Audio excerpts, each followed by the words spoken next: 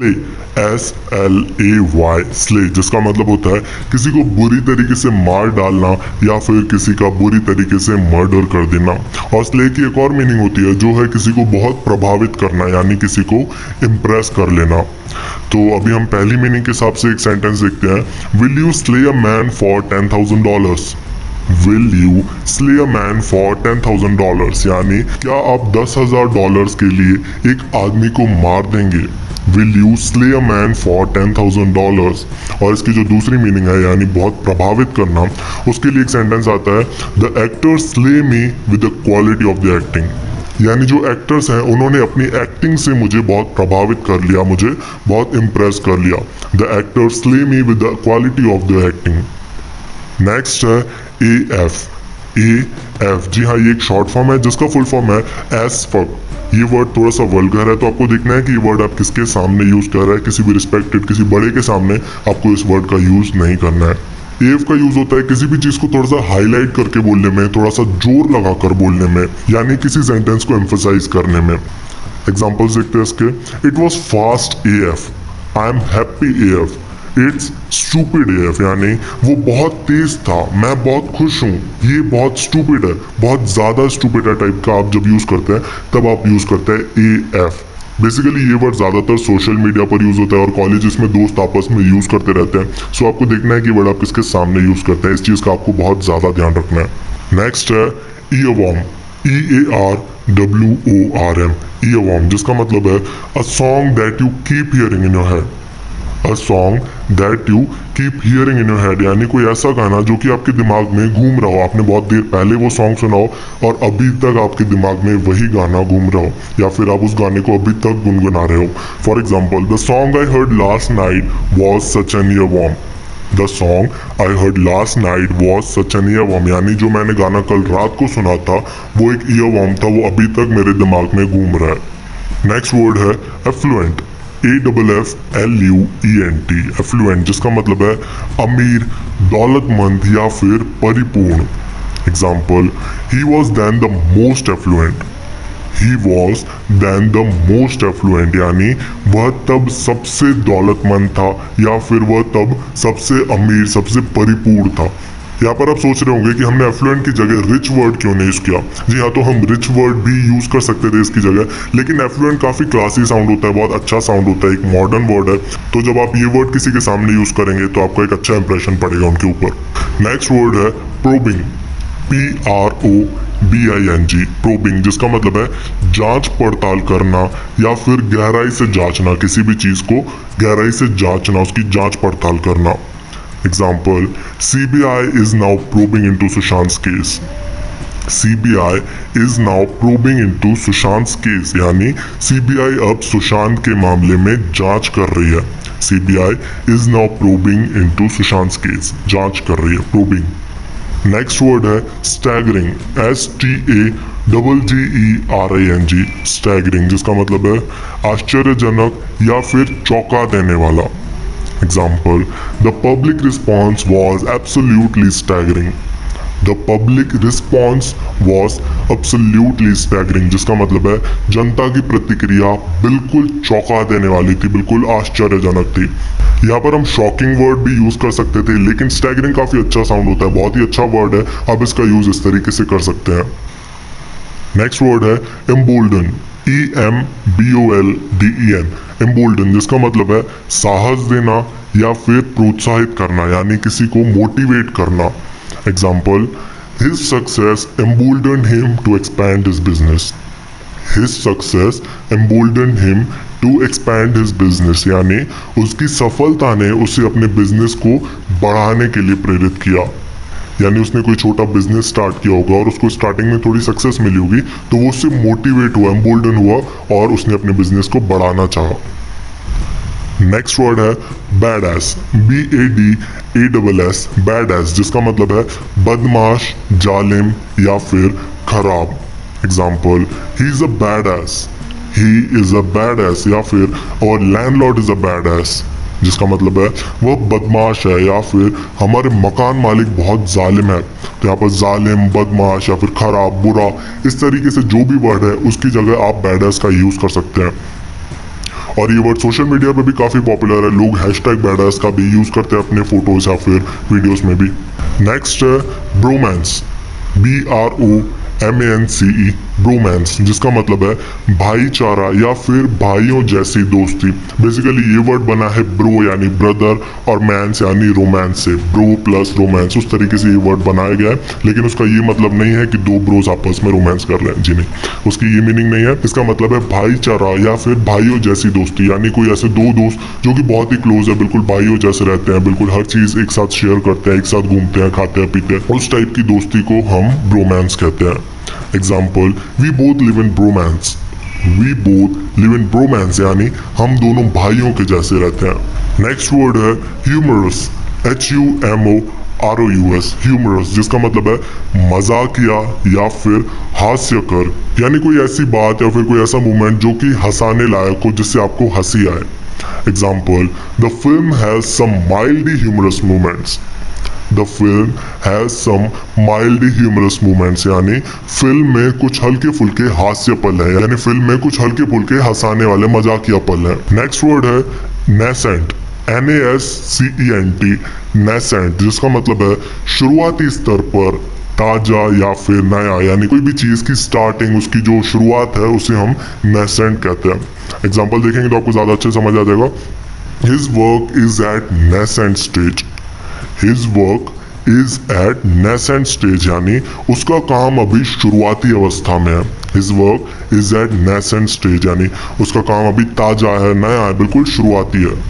Next word है nepotism, NEPOTISM, nepotism, जिसका मतलब है भाई भतीजावाद या फिर कुल पक्षपात। नेपोटिज्म यानी अपनों को, अपने भाइयों, अपने दोस्तों को ज़्यादा प्रायोरिटी देना। जैसे कि आप किसी कंपनी के मैनेजर है और आपके पास कोई बंदा आता है कि मुझे वहाँ पर जॉब चाहिए और वो काफ़ी टैलेंटेड भी है और वो उस जॉब का हकदार भी है, लेकिन आपका कोई छोटा भाई या फिर कोई आपका दोस्त है जो कि इतना टैलेंटेड नहीं है, लेकिन क्योंकि वो आपका दोस्त है आप उसे उस जॉब पर रख लेते हैं। इसका मतलब है आप नेपोटिज्म फैला रहे हैं, आप अपनों को ज़्यादा प्रायोरिटी दे रहे हैं, ना कि उनको जो ज़्यादा डिजर्व करते हैं। एग्जाम्पल देखते हैं इसका, he was guilty of nepotism and corruption, he was guilty of nepotism and corruption, यानी वह भाई भतीजावाद और भ्रष्टाचार का दोषी है। वो जो भी है वो भाई भतीजावाद और भ्रष्टाचार का दोषी है। He was guilty of nepotism and corruption.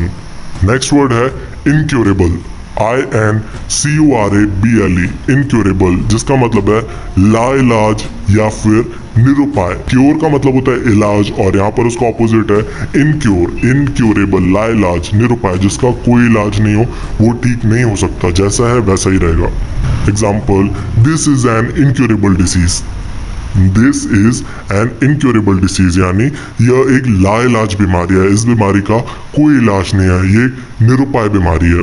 Next है अपीज, APPEASE, अपीज, जिसका मतलब है मनाना या फिर शांत करना। जैसे अगर कोई गुस्सा हो जाता है या फिर नाराज हो जाता है तो आप उसे मनाते हैं, उसे शांत करते हैं, उस मनाने को, शांत करने को हम अपीज कहते हैं इंग्लिश में। एग्जाम्पल देखते हैं इसका, the government tried to appease discontented workers, the government try to appease discontented workers, यानी सरकार ने असंतुष्ट कार्यकर्ताओं को मनाने की कोशिश की, उन्हें अपीज करने का ट्राई किया।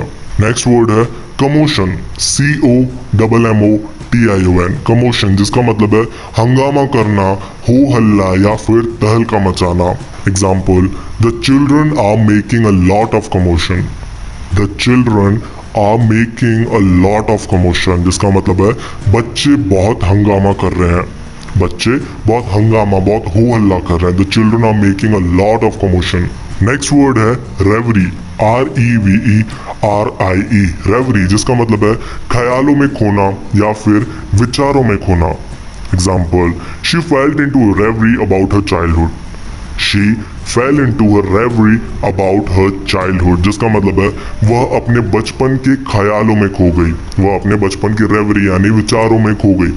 नेक्स्ट है फ्रेल, FRAIL, फ्रेल, जिसका मतलब है शक्तिहीन, दुर्बल या फिर कमजोर। Example, his frail hands could hardly hold a cup. His frail hands could hardly hold a cup, जिसका मतलब है उसके कमजोर हाथ शायद ही एक कप पकड़ सकते थे। His frail hands यानी उसके कमजोर, उसके दुर्बल, शक्तिहीन हाथ शायद ही एक कप को पकड़ सकते थे। नेक्स्ट वर्ड है आइडल, IDLE, आइडल, जिसका मतलब है खाली, व्यर्थ या फिर निरर्थक, यानी कोई ऐसा जो कि कुछ काम नहीं कर रहा हो, फ्री बैठा हो, जिसको कोई काम नहीं हो, उसे हम आइडल कहते हैं। यानी वो आइडल है, वो खाली है, फ्री है। Example, many people were idle during the lockdown, many people were idle during the lockdown, जिसका मतलब है लॉकडाउन के दौरान कई लोग खाली बैठे थे, बहुत लोगों की जॉब चली गई थी, बहुत लोगों का जो बिजनेस था वो बंद था, तो बहुत लोग आइडल बैठे थे, फ्री बैठे थे, खाली बैठे थे। नेक्स्ट वर्ड है इंटरवीन, INTERVENE, इंटरवीन, जिसका मतलब है हस्तक्षेप करना या फिर बीच में आना। जैसे कोई दो लोग अगर बात कर रहे हो, आप उनके बीच में हस्तक्षेप करते हैं, उनके बीच में आते हैं, तो उसे हम इंटरवीन करना कहते हैं। Example, the security forces had to intervene to prevent the situation worsening. The security forces had to intervene to prevent the situation worsening, जिसका मतलब है हालात बिगड़ते देख सुरक्षा बलों को हस्तक्षेप करना पड़ा, यानी सिचुएशन खराब हो रही थी, इसलिए सिक्योरिटी फोर्सेस को बीच में आना पड़ा। तो आज का जो सबसे लास्ट वर्ड है वो है रिस्ट्रेन, RESTRAIN, रिस्ट्रेन, जिसका मतलब है रोकना, प्रतिरोध करना या फिर लगाम लगाना। Example, she was unable to restrain her anger, she was unable to restrain her anger, जिसका मतलब है वह अपने क्रोध पर, अपने गुस्से पर लगाम नहीं लगा पा रही थी, या फिर वह अपने गुस्से को रोक नहीं पा रही थी। She was unable to restrain her anger. So चलिए सारे वर्ड्स को एक बार रिवाइज कर लेते हैं।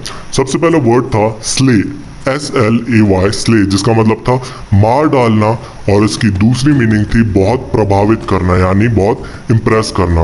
नेक्स्ट है AF, AF का मतलब मैंने आपको बताया था किसी भी चीज़ को जोर लगाकर बोलने में हम इस वर्ड का यूज़ करते हैं। नेक्स्ट है ईयरवॉर्म, EARWORM, ईयरवॉर्म, यानी कोई ऐसा गाना जो कि आपके दिमाग में बहुत देर तक गूंज रहा हो, आपने बहुत देर पहले सुना हो गाना और अभी तक आपके दिमाग में वो गाना घूम रहा हो, उस गाने को हम ईयरवॉर्म कहते हैं। नेक्स्ट है एफ्लुएंट, AFFLUENT, एफ्लुएंट, जिसका मतलब है अमीर या फिर दौलतमंद। नेक्स्ट है प्रोबिंग, प्रोबिंग का मतलब है किसी चीज़ की जांच करना या फिर बहुत गहराई से जांच पड़ताल करना। नेक्स्ट है स्टैगरिंग, STAGGERING, स्टैगरिंग, जिसका मतलब है चौंका देने वाला। फिर आता है इम्बोल्डन, EMBOLDEN, इम्बोल्डन, जिसका मतलब है प्रोत्साहित करना या फिर मोटिवेट करना। नेक्स्ट है बैडएस, बैडएस का मतलब है बदमाश या फिर जालिम, खराब या बुरा।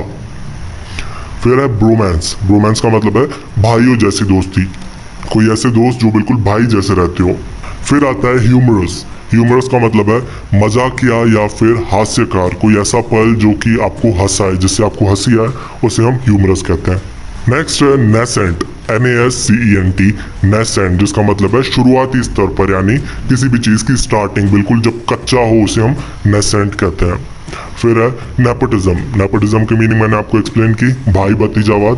फिर आता है इनक्योरेबल, इनक्योरेबल का मतलब है लाइलाज, निरुपाय, यानी कोई ऐसी चीज़ जिसका कोई इलाज नहीं हो, इनक्योरेबल। नेक्स्ट है अपीज, अपीज का मतलब है किसी को मनाना या फिर शांत करना। कमोशन, COMMOTION, कमोशन, जिसका मतलब है हंगामा या फिर हो हल्ला। फिर आता है रेवरी, REVERIE, रेवरी, जिसका मतलब है ख्यालों में खोना या फिर सपनों में खोना। नेक्स्ट है फ्रेल, FRAIL, फ्रेल, जिसका मतलब है शक्तिहीन, दुर्बल या फिर कमजोर। नेक्स्ट है आइडल, IDLE, आइडल, जिसका मतलब है खाली, व्यर्थ या फिर निरर्थक, यानी कोई ऐसा इंसान जो बिल्कुल फ्री बैठा हो, आइडल बैठा हो। नेक्स्ट वर्ड है इंटरवीन, INTERVEN, इंटरवीन, जिसका मतलब है हस्तक्षेप करना या फिर बीच में आना, किसी के भी बीच में आना, उसे हम इंटरवीन करना कहते हैं। और लास्ट वर्ड था हमारा रिस्ट्रेन, RESTRAIN, रिस्ट्रेन, जिसका मतलब है रोकना या फिर प्रतिरोध करना।